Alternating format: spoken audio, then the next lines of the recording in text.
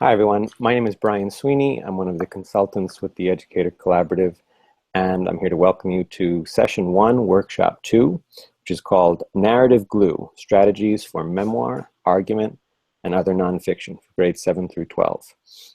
I'd like to introduce you to our presenters here.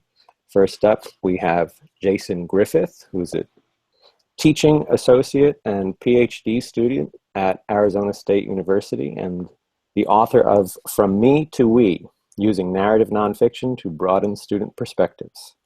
Along with Jason is Good morning, everyone. Alex Corbett, who is a middle school English teacher in the Bronx.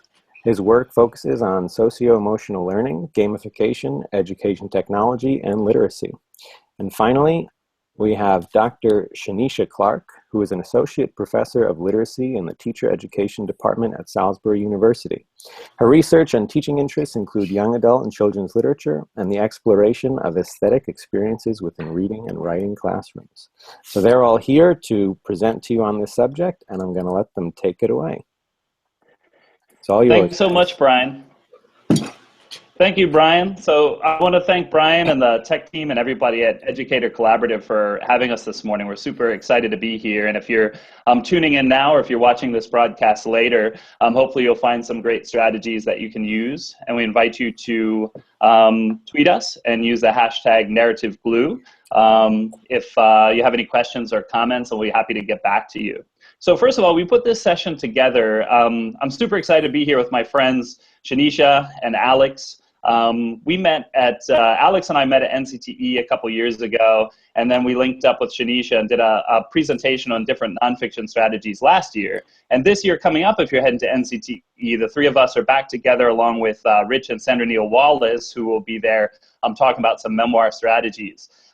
So we're each going to talk about a different aspect of nonfiction that you can hopefully apply in your classroom. And even though Shanisha is going to be talking mostly about teacher educators, Alex is going to be talking about work that he's done in his middle school classroom. And I'm going to be talking about work that I primarily did in a 10th grade classroom.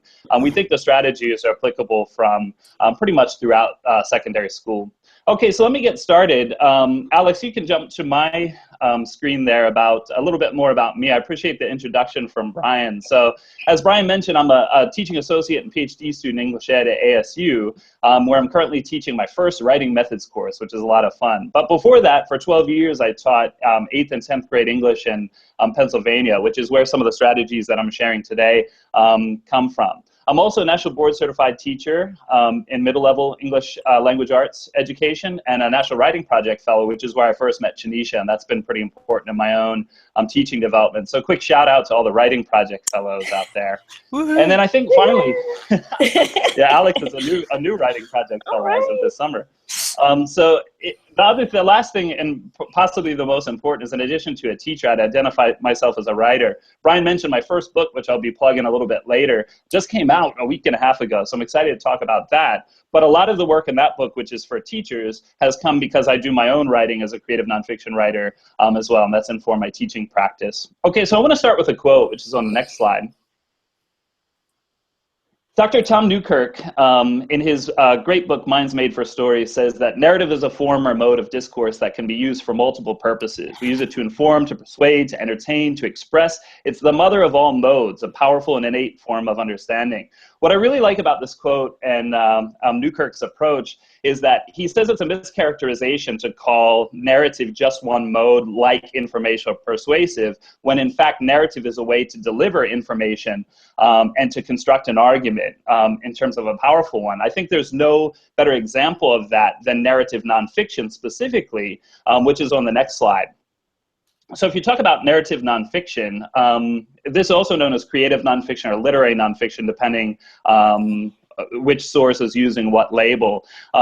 So basically what that means is, memoir, personal essay, personal narrative, literary journalism, biography, all of those subgenres. But basically, literary and narrative techniques used to present or plot plus truth is a really simple equation. So creative nonfiction, I think, is a label that is most applicable for creative writing journals and creative writing programs. Like Creative Nonfiction Magazine, their tagline is true stories well told, which I think is a good definition of the genre.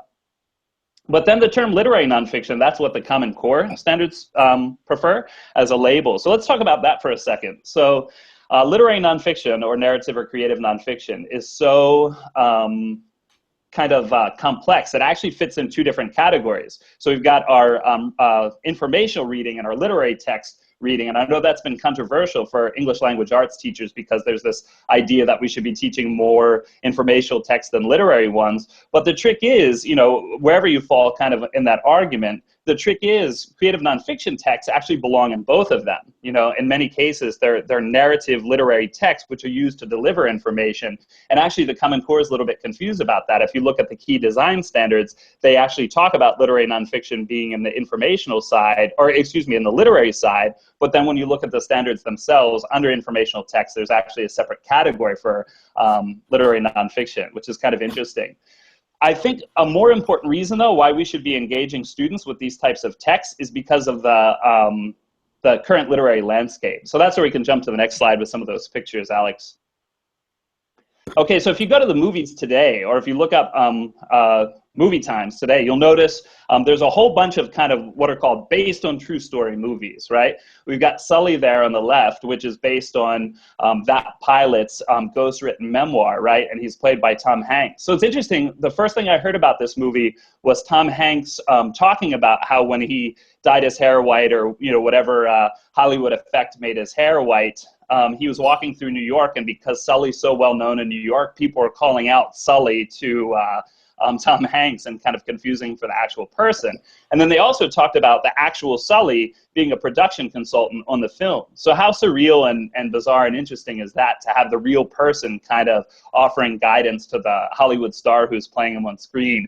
Of course, then we have Snowden, the controversial Oliver Stone movie. And the first thing that I heard about this was the Rolling Stone article where they talked about how this film materialized and all the different kind of Hollywood politics that went into getting it made. And then the movie War Dogs, which is actually based on, I think it was featured in a number of channels. I think that might have been a Rolling Stone article as well first. I heard about it on NPR and some podcasts and things like that. So we actually live in an era where we have these based on a true story Hollywood films, which are mostly fictionalized, but they're interacting with real life sources. And we might read a review or see a movie, a clip or an interview with an actor or director, read an article, and that leads us into the text set, which might eventually lead us back to the book. To give you some other ideas, we'll jump to the next slide here. We actually live in a day and an age when a well-constructed nonfiction narrative is actually influencing contemporary events. So we go back a couple years, of course, Malala is a great example of this. She, you know, with the help of a ghostwriter, writes this best-selling memoir and goes on to win the Nobel Peace Prize. And it's interesting to consider, if she didn't have that vessel of the best-selling memoir, would she have had the international attention she does through the TED Talks and kind of speaking internationally? Then, of course, there's a viral podcast, Serial, which if you're a fan of Serial, you may have heard this summer that because of the popularity and the attention of the podcast, Adnan Syed, the focus of the first season, was actually granted a new trial. And his lawyer said, you know, he can't imagine that happening without the success of the podcast. Then, of course, there's TV shows like Making a Murderer, or ESPN's 30 for 30, or HBO's, you know, Real Sports with Bryant Gumbel. People are hungry for real life stories in lots of different forms in this day and age. So we see it all around us. So it's something we should probably be looking to bring in the classroom. Of course, TED Talks are another big example, and many of those are adapted into other forms and adapted into books. Okay, so let's focus on one specific area of narrative nonfiction, which is the based on a true story movie. Okay, so go ahead and jump to the next slide, Alex. Some of you may recognize some of these pictures. You know, we got The Blind Side, we've got Everest, which is actually the second big budget.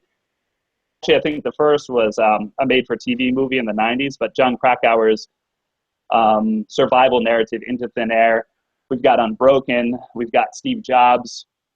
Jumping to the next slide, you know, these are just some of the many movies. It seems like there's 3 to 5 in movie theaters at any given time, which are based on nonfiction source texts, right? And then the last slide that I have in terms of pictures are TV shows that were actually based on narrative nonfiction as well. So you may recognize some of these. So I'll key in on a couple of these on this slide to kind of set up the application for students that I see. So I'm sure there's some fans of Orange is the New Black out there. So I'm not sure if you know, but Orange is the New Black is actually based on a memoir by the Piper. I'm getting confused between the Hollywood name and the actual person. It's Piper Kerman, I think, right, is the actual author of the book. But she wrote a book about going to prison for a drug charge, and she wrote this memoir, and of course it's been turned into a TV series that I think has happened over 4 seasons now, so highly fictionalized. But it's interesting to read the book and kind of look at some of the threads that she raises in the book, and then see how they developed into kind of their own plot lines through TV fiction. Okay, so as expected, I watched the first season of the show first, and then went back and read the book, and there was a huge mismatch. Like, the TV show is largely fictionalized, though entertaining, but it was interesting to see those threads.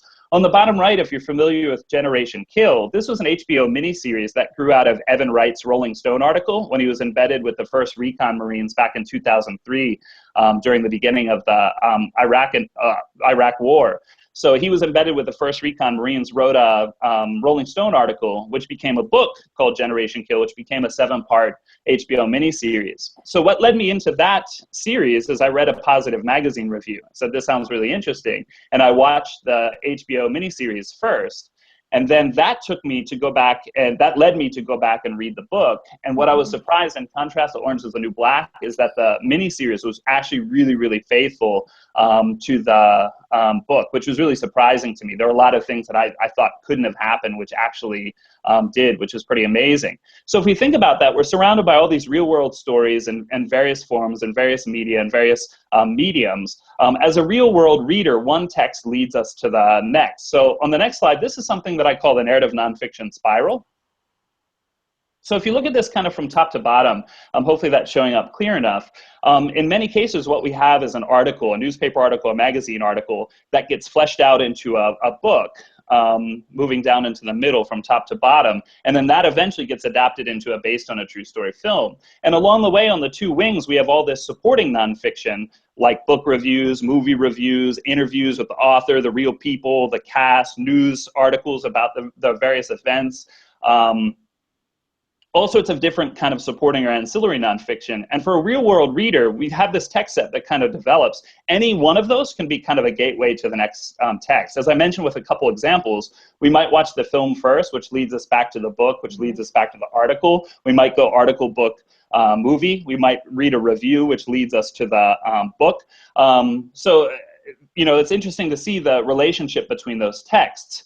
Now, the next idea that I have is, actually, I'll jump to the next slide, which are some notable examples, and then we'll talk about some applications. So John Krakauer, we already talked about. Into the Wild and Into Thin Air, both, which were books turned into films. They both started out as Outside magazine articles. Michael Lewis, if you're familiar with The Blind Side, Moneyball, The Big Short, Moneyball and The Blind Side actually started as New York Times articles, became books, and then became films. I think Moneyball was just a book that became a film eventually, but Michael Lewis is well known for that. If you're familiar with Eric Schlosser's Fast Food Nation, that started as a Rolling Stone article, which turned into a book, which was eventually adapted into a film. And as we already talked about, Evan Wright's Generation Kill. And then even if we go back a little bit in canonical literature, Truman Capote's In Cold Blood was actually released in serial installations in The New Yorker.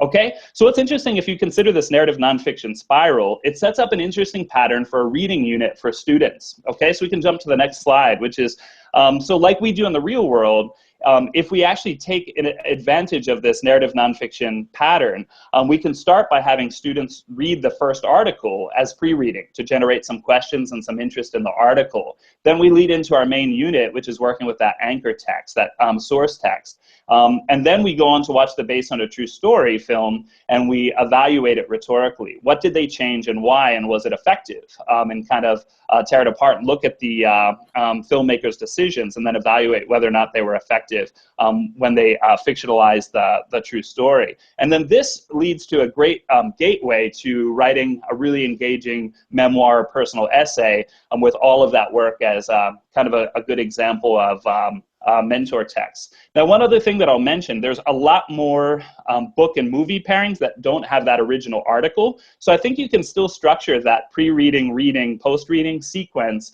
if you would take one of those supporting pieces of nonfiction, like have students read a review or have students read a news article about the real event first to generate the questions, and then that can lead them into the book. So I think that's a pretty good segue to lead into Dr. Shanisha Clark, who's going to be talking about some memoir strategies. But the last thing I'll leave you with is a quick plug for the book that...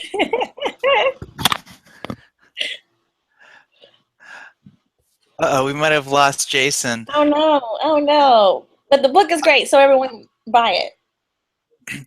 Yeah, it's called From Me to We, Using Narrative Nonfiction to Broaden Student Perspectives. And I guess Shanisha and I got a chance to kind of check this out. It's just incredible, and Jason did such an amazing job with that. And as you guys can see at the bottom, until September 30th, you can get 20% off if you follow this link. And we'll throw this link back up at the end of our session too, so don't worry. I'm sure Jason will tweet it too, so. Yeah. Thanks a lot, Alex. I got kicked off. They didn't. Google Hangouts didn't want me plugging the book, the tech guide. So I'm back. Thank you for plugging that, and I'm going to turn things over to Shanisha, who's going to give you guys some good memoir tips. All right. Good morning, everybody. As Alex gets my there it is, my little PowerPoint up. Alex, you can go ahead and go to the next slide. That's fine. Thank you. Okay, so thanks, Brian, for the intro. My background is I'm a former 7th and 8th grade English teacher. Middle school is the greatest age group in the universe, so I miss them right. I miss them every day. As Jason said, he and I met through the writing project in Pennsylvania. I used to direct the site and co-facilitate the Summer Institute. Now I'm at Salisbury, and I teach the reading writing methods courses and children's and young adult lit.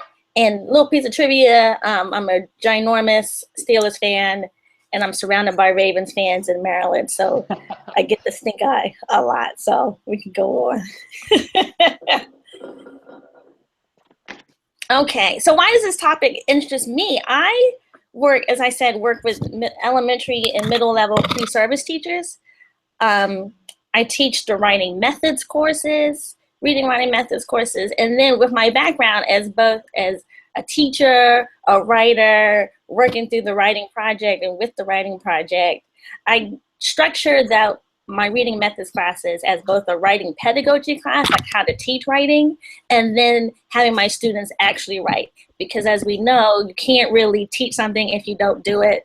I tell my students, I say, if I'm going to learn how to ski, I don't want someone who's never skied before. So it's a dual purpose in our classroom. So my students have lots of growth as they went on. So go ahead, Alex. Thank you, dear. All right. So when I was thinking about how do I, in particular thinking about nonfiction writing, narrative fiction writing, I turned to two people, lots of other folks, but here are the two that I really like a lot. Daniel Pink, if you're familiar with his work, he's from the business world, and he wrote a book called Drive, The Surprising Truth About What Motivates Us. And you can go on YouTube and find the animated condensed version of this book, but he has 3 ideas. What motivates young people or people in general is like autonomy, mastery, and purpose. So when we're thinking about, when I have my students write, particularly memoirs and narrative nonfiction, I want them to have some choice. I want them to be able to decide what topics that they want to do. Mastery in terms of, grammar, learning how to write, structures, having, as Jason said, look at some anchor text and some mentor text, like what do other people do to structure their own memoirs? How do they do that? And then the purpose really sometimes is to examine what happened in their lives and then to share, because in our classroom, the purpose was kind of on the slick for us to become tighter and much, much closer. Deborah Dean's work, I love everything that she's written, but my favorite book by her is Strategic Writing, The Writing Process and Beyond in the Secondary English Classroom. It really, for me, opened my eyes about a different way in which to teach writing. So oftentimes you can go into schools and you see on Monday they do pre-writing, on Tuesday they do first draft, on Wednesday peer editing, Thursday is revision, and then Friday is you turn in your final product. Deborah Dean talks about strategies for inquiry, strategies for drafting, and strategies for product. Inquiry is really like you're brainstorming. How do you get information? Talking to people, reading other people's work, just information gathering. Strategies for drafting got us into thinking about genre, talking about audience, thinking about format, all the kind of questions that we as writers do, choosing what we want to get out into the world. And then strategies for product, rethinking revision, having us separate both revision and editing. So editing deals with mechanics, revision is the re-seeing of the paper. Sometimes we have to move things, sometimes we have to change the format. So those are some questions that we discussed in the class. So I highly recommend both of these texts just to add to your own professional library. All right, Alex. Okay, so here are two things that I do in my classroom, and some of it really just kind of pairs really nicely with what Jason was talking about earlier. First of all is the occasion paper, and this was introduced to me by a teacher consultant in Pennsylvania. She found the idea from an article in the English Journal. I have searched for it, so after this, I will keep on digging to try to find the original article. So thank you to the author. We'll put it on Twitter and link it to EdCollab so you can at least have that original source. But I love occasion papers because it has my students, and I do this too, to write about an occasion. As we know, writing helps to make public our thinking. We're thinking about a text. I tell my students, like I said, I don't know what you're thinking in your mind, and I want to see it down in some kind of format.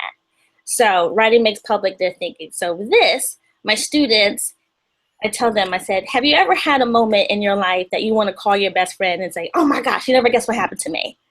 So that's the occasion. It doesn't have to be anything super deep right away. We make the transition to become more personal and more connected.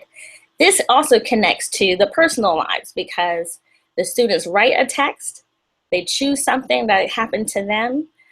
The idea of tellability from Beach, Appleman, Hines, and Williams' text, Teaching Literature to Adolescents, the first edition, says, what makes a story tellable? Something extraordinary happens, something beyond the ordinary, nothing plain happens, something that you want to tell other people. So that's the foundation of the occasion paper. And then lastly, what I enjoy about these occasion papers is that it helps foster and generate classroom community. My students have to do 2 at least a semester. Oftentimes they do more. They just write a text and they say, Dr. Clark, I would like to present my occasion paper today. And they just get up and read it. I don't collect it. In the beginning of the semester, they're oftentimes really surface. Really, like, I walked down the street and mud splashed on me, but I had an interview that morning. I was really upset. But then as we begin to get to know one another, these occasion papers become really, really profound. Things that you would say like, oh, wow, you're sharing this with us today. I've had students talk about when their husbands left them or when had a miscarriage in the family. That would never have happened if we didn't have these beginning moments. And I honestly feel quite honored that they want to share that with us. So these are our beginning little mini memoirs, because as we get further into the semester, I teach them memoir writing. As Jason said, we look at former examples. We say, oh, how did this author do what they did? What is the significant moment? What is, as Rich Wallace calls, the emotional heat? How do we feel connected to this? Because this person wrote this memoir for a reason, to express some kind of emotion that happened with an event. So we talk through that. And then lastly, my students create a visual representation of it, because oftentimes as we do it, my students don't want to, it's a little too close sometimes, so they don't read it out out loud to the class. But so they show a visual representation of what that memoir is and what it means. So then when I read them, I start weeping and or laugh out loud depending on what the topic is. What I appreciated about this, because I've had students say, you know what, Dr. Clark, we read all these prose, we looked at different formats, we read El Defo, and we really liked how she created that graphic format of a memoir. So I let them experiment with what the format is going to be. Some decided to follow the graphic format. Other folks wrote memoirs in verse, so a collection of poems. Another young lady wrote a collection of letters about this particular topic that she was discussing. And it was beautiful because I liked the fact that they played with it. They said, you know, here is the format that best expresses what I need.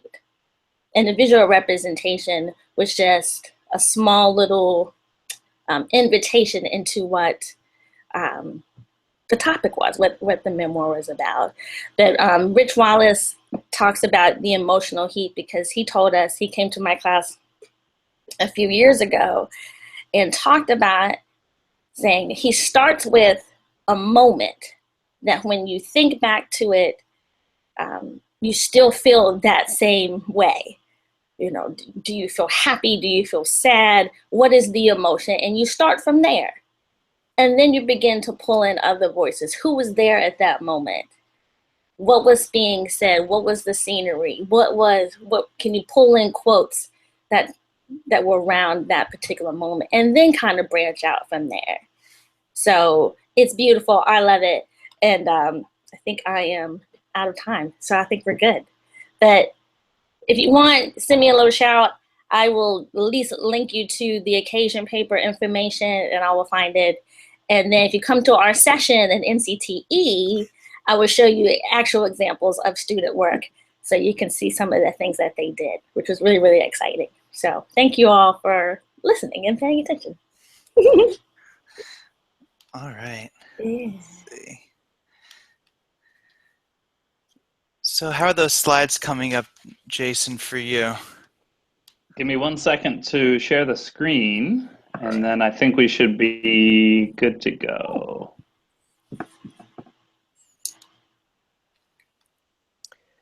While we're waiting for a second, I can say that we have a tweet about the occasion papers. We have Sonia Wright writing, "What makes a story tellable?" And she says, "Interesting idea of the occasion papers." Oh, good. Thank you. Thank you. They are the best because we didn't assign a due date. So students literally just said, I have it. And sometimes they typed it out. Other times they wrote it in a notebook and they just stood up to share. And if you're thinking about classroom community, it's a beautiful thing to incorporate into your classroom. That's awesome. Such a cool idea. Mm-hmm. Let me see. Jason, if it's giving you troubles, I can try and do it on mine. Let's see. I'm sorry for the delay, Alex. I just got booted again. I think I should be up and good to go. Yes? All right, let's see. Yep. Perfect. Okay, so my name's Alex Corbett, and just shout out to Shanisha and Jason, and thank you to the Ed Collab and Chris Lehman. You guys have been super generous for having us here with you guys today. My presentation is kind of connecting to Jason and Shanisha, talking about memoir, but memoir as a primer for activism. And I began thinking about this actually I had the honor of being going to the National Writing Project here in New York City at Lehman College this summer. And we were talking about, in light of the current political climate and a lot of the injustices seen, racial injustice seen in the world, how do we talk to our students about that?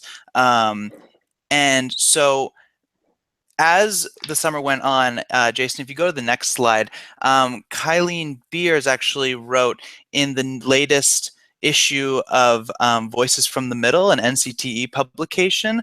She kind of spoke to this problem in our current socio-political kind of climate. And she mentioned, when our national leaders choose inflammatory language over thoughtful response, when the rhetoric of intolerance is tolerated, when the religion of one is expected to be the religion of all, when language is used to encourage fear, then we find boundaries constructed, walls built, and search for others who talk like us, look like us, think like us, and share the same beliefs, values, and positions. And this is something in our classrooms we really have a responsibility to kind of push back against. And so as the school year just started, I've been doing a lot of thinking about how can I empower students and kind of bring student voice to the center of the classroom, and kind of like I said, push back against these forces that Kylene kind of outlines. So Jason, if you go to the next slide, this kind of brings me to my essential question. And as I did a lot of reading about how to kind of talk with students about controversy and tragedy, a lot of the articles that I read said it's not about talking, it's about listening and centering students. So that kind of brings me to my essential question: how can educators make students' stories and prior knowledge more salient when discussing tragic and controversial topics? So really kind of putting the students at the center. And as I was thinking about this, in the next slide, I started developing a syllabus, and kind of more, actually not a syllabus, I'm sorry, correction, more of a trajectory of a teen activism class. And I really have the honor this year of, I have this 8th period class of just incredible students. And I have a lot of flexibility as to what I can do with them. It's about 15 students. And it's a teen activism class. Actually, last week, my students, they started saying, we need a name for ourselves, and they call themselves the Defenders, which is super cool. But just to give you a sense of what the trajectory of the class is and the format, as over the summer, as I was planning, I kind of see it in 5 phases, going from me to we, kind of connecting it to the language of Jason's book. The first phase is community building, where students are creating norms, getting to know each other, getting to trust each other, and really figuring out how they can lead the class. I tell my students that it's not about me, and they are the teachers and they kind of hold the power. So the first phase is community building. Second, there's goal setting. And actually the picture here in the slide, you see one of my students facilitating a goal setting kind of conversation about what topics they are interested in. Now, what I'm going to talk about more this session is actually the third phase, which is the storytelling phase. And that's actually the kind of the critical moment when students go from me and they begin transitioning to we. And the idea here, and kind of connecting it to Jason's book, is students are tapping into their prior knowledge, tapping into their experiences and their stories, and identifying with an issue. And then once they've identified with an issue and told their story via memoir, they can then are ready to move to that fourth phase, which is information gathering, and looking at texts, and we actually look at a lot of documentary film. And then the last step, taking action, where the students become activists and decide to make a difference. So that's kind of the trajectory of the course, but today I'm going to really hone in on that third phase, which is the storytelling phase, and that's where memoir kind of comes in. So if we go to the next slide, let's see what we got here. Oh, yes. So my students this year really decided that the first thing they wanted to talk about was racism in society. And that makes sense, given what they're seeing on the news, what they're seeing in their community. And that's kind of what was kind of talk about that, and that was kind of burning in their minds and in their hearts. The texts that we use, which I highly recommend, I couldn't recommend more, is a documentary called Precious Knowledge. And it's basically, it's about the Tucson, Arizona public schools, and they had a Latino studies program, but then it got shut down by the government because it was deemed non-American and racist. Of course, the Latino students became activists and fought for their classes. But before we got into that documentary, we did this activity that I'm going to kind of describe to you called the time travel interview. And this is where students tap in to that prior knowledge and prior experiences, and they're beginning to understand racism in society in their own context first before they can build out and begin empathizing, going from that me mentality to that we mentality. So I'm just going to kind of focus in a little bit on the time travel interview on the next slide.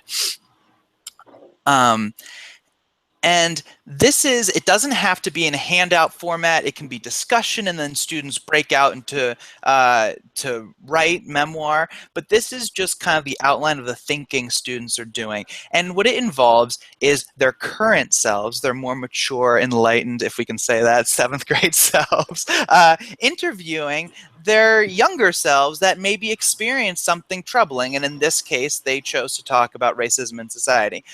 So the first part, if you look at the left column, that's their current self, and they're asking questions. And then in the right column, that's their past self, and they're going to talk about how they felt. And there's kind of this dialogue with themselves, and the idea is to kind of reach deeper reflection. And eventually, which actually Jason helped me out with, is thinking about solutions and activism. So that first part where it says background info, they're just kind of getting out the details of the experience.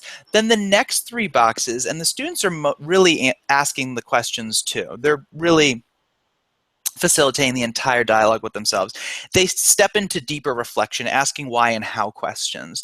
And then finally at the bottom, and this is where I was kind of picking Jason's brain, he suggested kind of a what if category, or how could we change or fix, or how, if, you know, in a better world, what could a better world look like? And this is where we get into a solutions and activism kind of mentality. How do we change the world to stop injustice? And so I'll show you a few student examples. The next slide was a student of mine. And as he did this, this activity, he was really wanted to interrogate the idea of students imitating a Spanish accent and really speaking in gibberish, which he finds offensive completely. And he's asking himself questions. So tell me about the time someone tried to imitate a Spanish accent. And he says, well, people try to imitate Spanish accent by speaking in gibberish. And then, well, what went through your mind or what were you thinking when you hear people do that? And and the student's great. I'm not going to beat around the bush. I feel angry, and I feel like going off on them. And then finally, why does it bother you so much? And this is where he gets into that deeper reflection that I was talking about. And he says, well, it's all about stereotypes, and stereotypes lead to racism. So there isn't too big of a step between just being silly and imitating an accent of somebody else's culture, and then the next, which is racism, but then more severe racism kind of stemming out of that. And that is really his 7th grade kind of mindset, really reflecting back on older experiences, and he's thinking more deeply and reflectively. And in the next slide, I won't go through the whole thing, but another one of my students spoke about or wrote about a time when she was in 4th grade. She was new to the country, and her teacher wasn't allowing her to read more rigorous texts. And she wanted to push herself. She wanted to kind of have access to higher level text, but she felt as if her 4th grade teacher were really kind of not allowing that opportunity for her. And what I want to kind of show you here is at the bottom, where it goes into reflecting on activism, and she talks about how she would have more explicitly demanded a higher level of text. And now, to be clear, this last category in no way is saying that in some way the student messed up or should have done something or didn't act. It's only thinking, it's in no way blaming the victim or blaming the student. It is to have them think about how, as a society, can we fix this? How can this be changed? And just kind of getting into that activistic mindset. So in the next slide, going back to the sequencing of the class, this activity, and students can turn this into a story and turn this into a narrative and memoir. This is that key turning point where they are kind of understanding the context of an issue or an injustice or a tragedy in the context of their experience or something that they've seen online or in the media, and then transitioning to that fourth step, which is which is where they begin thinking about others. If we go to that next slide, Jason. Let's see what we got there. I want to just shout out Dr. Lisa Delpit and Dr. Christopher Emden. I had the unique opportunity this week to see them talk at Columbia Teachers College, and they spoke a ton about teacher activism and a little bit about student activism as well. And, you know, this presentation today about memoir as a primer for activism is only merely a soundbite in a much larger conversation in which other people are far more knowledgeable and qualified to kind of speak about. So I really suggest, if this is something you're interested in or you're first kind of getting started in, these two need no introduction, but they are truly, their work is kind of setting the standard for activism, and I really urge people to kind of reach out and check out what they did. Chris just came out with a new book for white folk who teach in the hood, and the rest of y'all too, which is just incredible. So I just kind of want to shout them out and kind of turn people's attention there. I want to, before I get back to Jason, I just want to end my segment with a quote in the next slide from my students, which I really think kind of encapsulates why memoir is just so powerful and important for young folk. And one of the defenders in this group, I won't say who, I'll just attribute it to the whole group, because they say, you know, we're a family. But one of them said, when we learn about ourselves, we can begin loving ourselves. And then when we love ourselves, we can begin loving others. And that is showing kind of that movement into empathy and activism. And just a huge shout out to my incredible students, the MS331 defenders, as they call themselves. Just some really beautiful and amazing kids. So before I turn it back over, Jason, just the last slide, I'll just shout out and do a reminder to everybody that there's so many incredible ideas about narrative nonfiction and memoir in Jason's new book. I'm about halfway through it reading myself, and it's kind of blowing my mind. So just another shout out there, and don't forget that September 30th date. And then I'll throw it back over to Jason or Brian. Thanks for the help, Jason. Great job, Alex. Yeah. Well, thanks everyone. This has been a lot. I'm always super inspired by Shanisha, and just super excited to be part of Ed Collab's gathering. And again, if you watch this live or if you watch this later, we really appreciate you checking us out, and we really would encourage you to share your ideas as well. And we hope to connect with you at NCTE if you're there. Yeah, I hope everybody has a great rest of the gathering. Yeah. Absolutely. Enjoy. Okay, thank you everyone for a great presentation. I will note we had another tweet that might be of interest. Aaron Shelby had said that the work that you're all doing is very timely in light of the upcoming election, especially the idea of moving students from me to we. So that's just one other thing to think about. I'll note that as we now move over to session 2, I'll put all the options you have on the screen there, where you have workshop 6 with Joellen McCarthy and Chad Everett, starting the year off right, building a community of readers and writers. Then we have Emily Meixner and Jennifer Shettle, close reading as writing instruction. Then we have a whole big group over here: Rebecca Marsick, Lauren Francesi, Barbara Robbins, and Dr. Rachel Gabriel, Paths of Inquiry, Questioning and Curiosity to Support Disciplinary Literacy. And finally, Ross Cooper, Natalie Franzi, and Aaron Murphy on Storycasting in the Classroom.